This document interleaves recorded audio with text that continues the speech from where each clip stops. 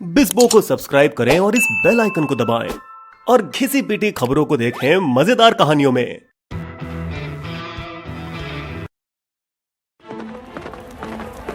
बेशक मुगल बादशाह औरंगजेब की सेनाओं ने कई मंदिरों को तोड़ा और मस्जिदों में बदला, जिनमें से एक था काशी विश्वनाथ 1669 में, जो उस वक्त आदि विश्वेश्वर मंदिर के नाम से जाना जाता था। इसका सबूत औरंगजेब के खुद के आधिकारिक अभिलेख में आज भी मौजूद है। साकी मुस्ताद खान द्वारा लिखित मसीर आलमगिरी में, जो औरंगजेब शासन के अंतिम 4 दशकों का बयान है, उनके 1707 के इंतकाल तक नष्ट किया गया मंदिर का नाम आलमगिरी मस्जिद रखा गया, जो औरंगजेब का एक और नाम था। लेकिन बनारस में उन्होंने एक और मंदिर को भी नष्ट किया था, उसे भी आलमगिरी मस्जिद नाम दिया गया, जिस वजह से इसके परिसर में स्थित कुएं पर नाम ज्ञान वापी पड़ा। वापी का अर्थ होता है कुआं, ज्ञान तो आप जानते ही हो, कुएं जितना गहरा ज्ञान। अजीब मेल, एक संस्कृत शब्द और अरबी मजहब का, जिससे साफ नजर आता है लोग और संस्कृति का सदियों पुराना मिलाप। लेकिन हाँ, औरंगजेब पहला शख्स नहीं था जिसने काशी विश्वनाथ मंदिर को तोड़ा। कुतुबुद्दीन ऐबक ने 1192 में यह अपमानजनक कार्य किया। 400 साल लगे जब 1585 में इसे एक नागपुर ब्राह्मण नारायण भट्टा ने वापस बनाया, जो उन दिनों काशी आए थे जब वो शहर शिक्षा का केंद्र रहा करता था। विडंबना यह है कि इसका पुनः निर्माण सम्राट अकबर की देख रेख में किया गया, जिसके परपोते औरंगजेब ने ही नष्ट कर दिया। इसके 100 साल बाद जब अहिल्याबाई होलकर इंदौर की शासक बनी 1777-80 में, तब उन्होंने वो काशी विश्वनाथ मंदिर बनवाया जो आज आपके सामने है, जिसमें रखा गया नेपाल के राणा से दिया गया उपहार नंदी बैल की मूर्ति। और मंदिर बना ठीक ज्ञान वापी मस्जिद के बगल में, और वापी को रखा गया दोनों पवित्र स्थानों के बीच। ये स्थान हिंदुओं के लिए बहुत महत्वपूर्ण है, क्योंकि माना जाता है कि ये वही जगह है जहाँ भगवान शिव ने अपने आकाशीय प्रकाश की किरणें डाली थी। और हिंदू शास्त्रों के अनुसार ये स्थल है 12 ज्योतिर्लिंगों में से एक का। एक ज्योतिर्लिंग जो कथित तौर पर भारतीय पुरातत्व सर्वेक्षण ASI द्वारा किए गए एक सर्वेक्षण के दौरान पाया गया। 5 महिलाओं के अगस्त 2021 में दायर याचिका के आधार एक वाराणसी कोर्ट के आदेश पर, जो मांग रहे हैं मंदिर की दीवार के एक हिस्से पर मौजूद देवता श्रृंगार गौरी की रोजाना पूजा करने के लिए दीवार का एक हिस्सा जो कभी तोड़ा नहीं गया और जो आज मस्जिद के पिछले भाग के तौर पर है। याचिका से पहले परंपरा के अनुसार हिंदू भक्त साल में एक ही बार वहां प्रार्थना करते हैं, नवरात्रि के चौथे दिन। एक प्रथा जो 400 से ज्यादा सालों से चली आ रही है, जिसका मुसलमानों ने कभी एतराज नहीं किया। लेकिन दिसंबर 1952 में बाबरी मस्जिद के टूटने के बाद शांति बनाए रखने के लिए इस दीवार का अभिगम रोका गया, जो आगे चलकर स्थायी बना और सिर्फ एक शुभ दिन यानी नवरात्रि के चौथे दिन भक्तों के लिए खुलने लगा। साफ जाहिर है कि संरचना एक समय मंदिर का हिस्सा हुआ करती थी। राम जन्मभूमि मामले से भी काफी साफ दिखाई देता है। मंदिर की दीवार जो कभी तोड़ी नहीं गई और जिस जगह से मस्जिद का निर्माण हुआ वो बिल्कुल अलग दिखते हैं। तो अगर मस्जिद के अंदर एक शिवलिंग भी मिल जाए तो ये कोई आश्चर्य की बात नहीं, क्योंकि ज्ञान वापी का इतिहास छिपा नहीं है। हाँ, शिवलिंग का मिलना लोगों में भावना जरूर जगाता है कि मस्जिदों को उसके मूल मालिक हिंदुओं को वापस कर दें। लेकिन इसे रोक रहा है पूजा स्थल अधिनियम places of worship act 1991। Narasimha Rao की धुंधली सरकार थी जिस समय ये कानून पारित हुआ था, एक कमजोर भाजपा की आपत्तियों को नजरअंदाज करते हुए।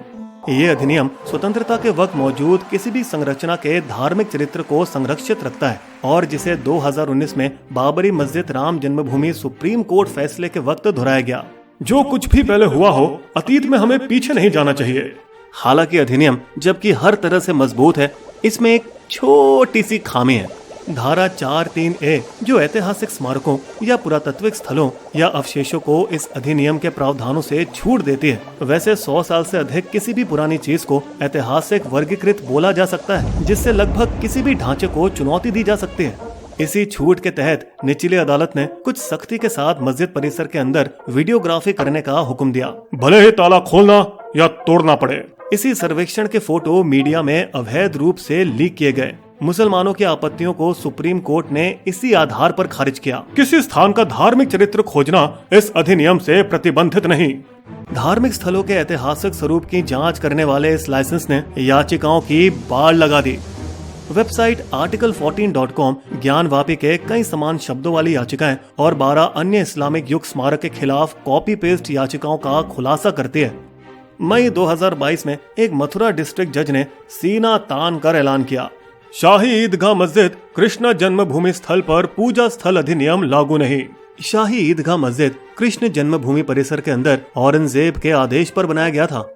कुतुब मीनार परिसर में एक मस्जिद में सालों से चली आ रही जुम्मे की नमाज को मई 2022 में एएसआई ने रोक दिया, जबकि कुतुब मीनार परिसर में 27 हिंदू और जैन मंदिरों की वापसी की मांग दिल्ली कोर्ट में एक याचिका द्वारा दायर की गई। एक और ताज के बंद 22 कमरों की जांच के लिए थी, जिसे इलाहाबाद हाई कोर्ट ने डांट डपट के साथ खारिज कर दिया। क्या आप इतिहासकार हो? जाओ एमए पीएचडी पढ़ो, जनहित याचिका का मजाक मत बनाओ।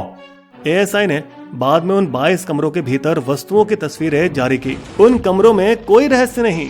आज की इस बदलती हुई भावना में ये कहना कोई मतलब नहीं रखता कि ज्ञानवापी का शिवलिंग वास्तव में एक पानी का फव्वारा हो सकता है, जो एक तालाब के बीच स्थित है, जिसमें नमाज पढ़ने से पहले वजू या हाथ पैर धोने के लिए इस्तेमाल किया जाता है, या कि दीन मोहम्मद बनाम राज्य सचिव के 1937 मामले का फैसला, जिसमें ज्ञानवापी मस्जिद का पूरा परिसर मुस्लिम वक्फ को दिया गया था, या जो काशी विश्वनाथ मंदिर के एक पूर्व महंत का दावा है।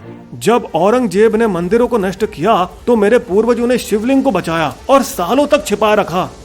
या फिर क्या अहिल्याबाई होलकर ने मूल शिवलिंग को नए काशी विश्वनाथ मंदिर में वापस रखा या नहीं? क्योंकि कई हिंदुओं के लिए नष्ट किए गए मंदिर पुराने घावों की तरह, जिन्हें जब चाहे खरोंच लो।